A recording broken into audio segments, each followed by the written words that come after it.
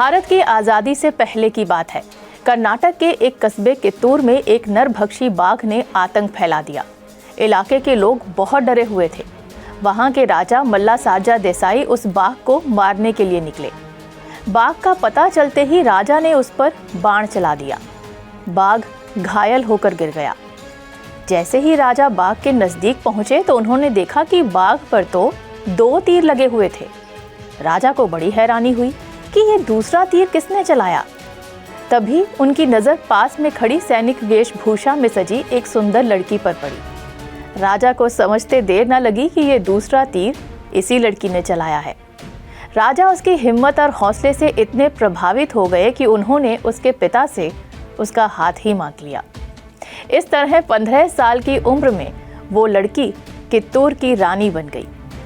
इसी साहसी और निडर लड़की ने आगे चलकर 1857 के विद्रोह से बहुत पहले ही 1824 में अंग्रेजों की बदनीयती को समझ लिया था और उनके खिलाफ जंग छेड़ दी थी। जी, ये कहानी है अंग्रेजों का विद्रोह करने वाली पहली भारतीय शासक कर्नाटक की रानी लक्ष्मीबाई कही जाने वाली रानी चेन्नम्मा की।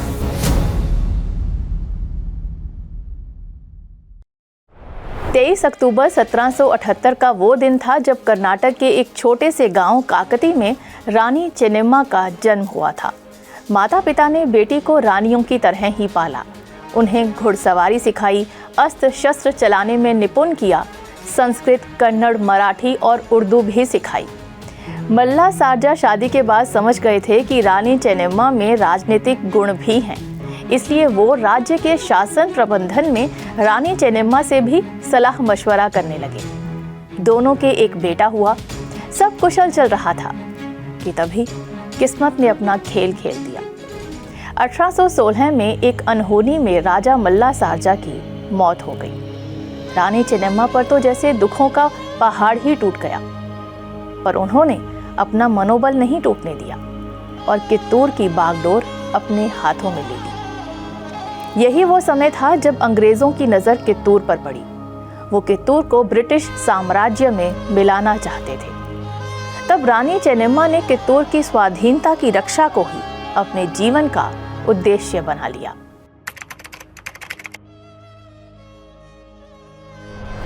रानी चेन्नम्मा अभी राजा मल्लासार्जा के चले जाने के गम से उभरी भी नहीं थी कि उनके बेटे की भी मौत हो गई।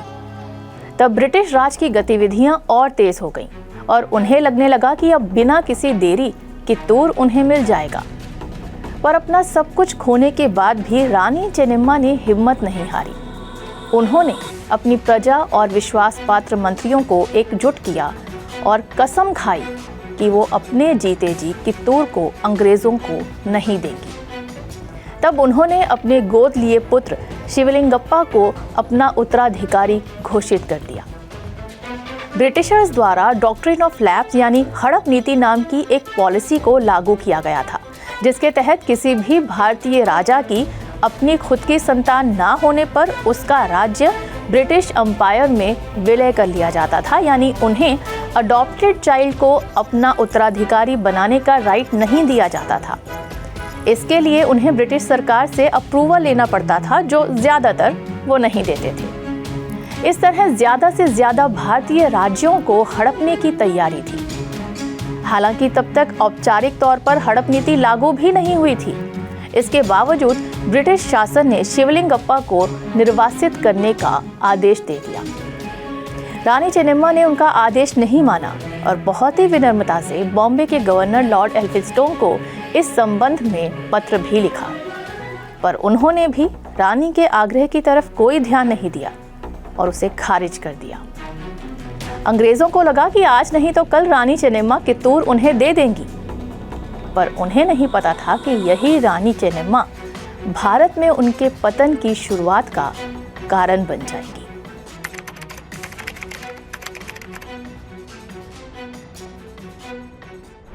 अंग्रेजों की नज़र कित्तूर के खजाने और आभूषणों पर थी, जिसका मूल्य उस वक्त करीब 15 लाख रुपए था।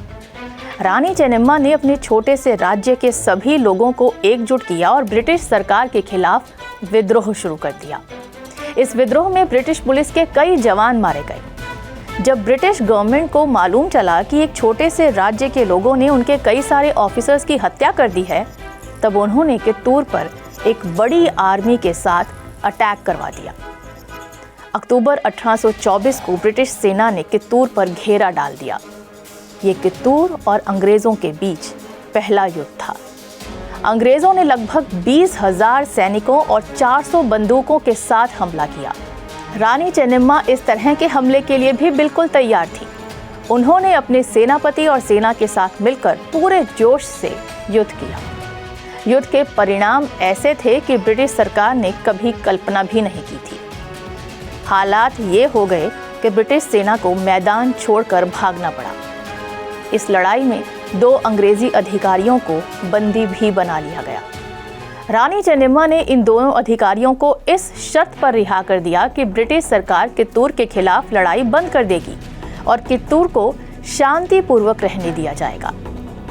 सतही तौर पर तो अंग्रेजों ने इस समझौते को मान लिया, लेकिन अंदर ही अंदर उन्होंने एक षड्यंत्र की तैयारी शुरू कर दी।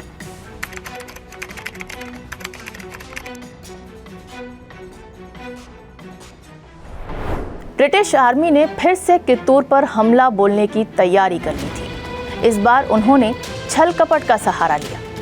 ब्रिटिश सेना रानी चेन्नम्मा के किले में घुस गई और उन्होंने उनकी तोपों से गन पाउडर निकालकर उसमें कीचड़ भरना शुरू कर दिया।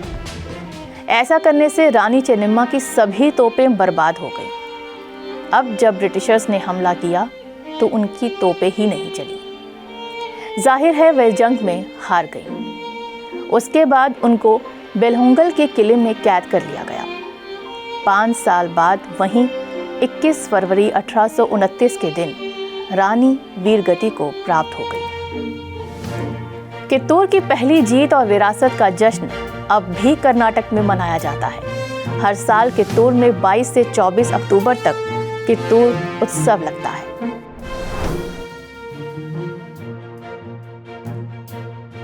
रानी चेन्नम्मा की कहानी झांसी की रानी लक्ष्मीबाई जैसी ही है, इसलिए उन्हें कर्नाटक की लक्ष्मीबाई भी कहा जाता है। अंग्रेजों के खिलाफ रानी चेन्नम्मा के बगावती तेवर ने भारत की सियासत को बदल कर रख दिया था। एक समय के लिए उन्होंने अपनी एक छोटी सी फौज के साथ ब्रिटिश गवर्नमेंट को घुटने टेकने पर मजबूर कर दिया था। उनकी इसी वीरता से इंस्पायर होकर भारतीय महिलाओं ने ब्रिटिशर्स के खिलाफ जंग में बढ़ चढ़कर हिस्सा लेना शुरू कर दिया था। कित्तूर के विद्रोह के बाद ही भारत के और शासकों और सैनिकों में भी अंग्रेजों के खिलाफ विरोध करने की भावना पैदा हुई थी। इसी का नतीजा साल 1857 में पहले स्वतंत्रता संग्राम के रूप में देखा गया। ब्रिटिश शासन के खिलाफ बगावत का नेतृत्व करने के लिए उनको अब तक याद किया जाता है, इसलिए उनकी एक प्रतिमा नई दिल्ली के पार्लियामेंट हाउस में भी लगाई गई है। भारत की इस वीरांगना की इस गौरवमयी दास्तान के साथ ही आज का ये शो हमें यहीं ख़त्म करने की इजाज़त दीजिए। फिर हाजिर होंगे किसी और हस्ती की प्रेरक दास्तान के साथ। तब तक के लिए नमस्कार, जय हिंद।